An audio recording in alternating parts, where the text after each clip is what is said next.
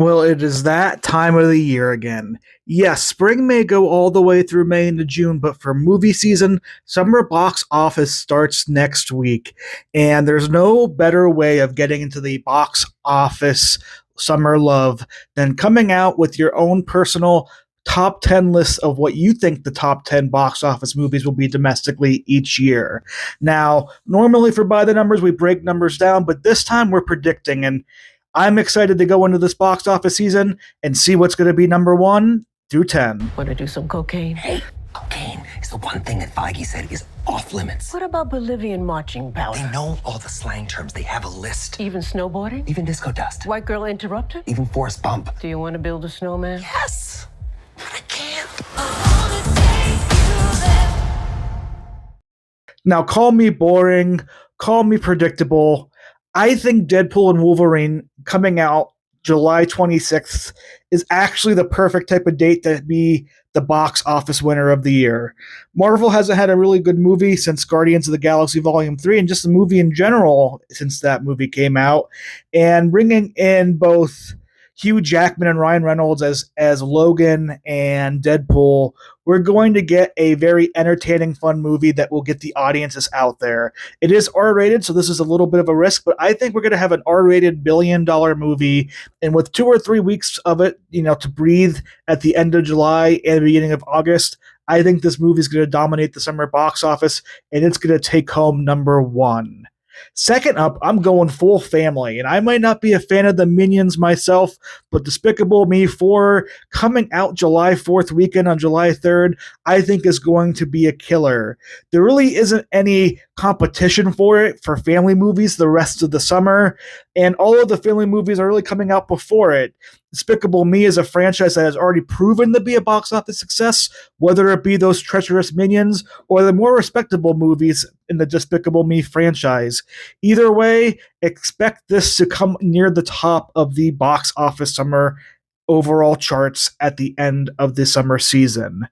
Next up, I'm taking kind of my first risk because Furiosa, a Mad Max saga, comes out Memorial Day weekend, and I think it's going to be as good as the first Mad Max movie, Fury Road, by George Miller. That mixed with Anya Taylor-Joy, mixed with a true IMAX experience, and a movie that's probably not going to have anybody push it out of IMAX maybe for 2 or 3 weeks, I think gives Furiosa the edge and will end up being the big, thrilling action movie of the summer. I have it number 3 overall. Number 4, this is a risk because Disney and Pixar movies have not done well theatrically post-COVID, but something about Inside Out 2 and the love for that first movie gives me faith there will be a major audience for it. I think this movie could be pushing near $1 billion. Definitely be pushing, I think, in the high, $7 to $8 to $900 million overall at the box office worldwide. I think it can easily push over 200 million domestic. I'm going Inside Out 2 in my number 4 spot. Number 5 spot, I think those Kingdom of the Planet of the Apes movies, it's going to get in there. The trailers, I think, have looked half decent. The aesthetic has always delivered, and it coming out in May on the 8th. It has some competition in a week or two after with Furiosa and Imaginary Friends maybe taking up the family space. But I think Kingdom of the Planet of the Apes will play very well and bring enough in those specialty screens to have it at the number 5 spot overall. Now, number 6 is one true to my heart because I remember as a kid loving the original Twister movie, and that trailer during the Super Bowl, call me biased, but it got me excited, and I cannot wait for July 19th to roll around to see Twisters. I think it's going to have a lot of nostalgia to it. I think its star coming off a very great Anyone But You and other types, movies. He's definitely set up to be the next big actiony male star in the U.S. box office in Hollywood. And I think Twisters are going to come out with a pretty successful summer box office season at number 6. Number 7, I'm going with another family movie, one that is going to be directed by John Krasinski. and features Ryan Reynolds. We have a very loaded voice cast and what I think looks like a very fun original family movie with imaginary friends. Half live action, half kind of animated.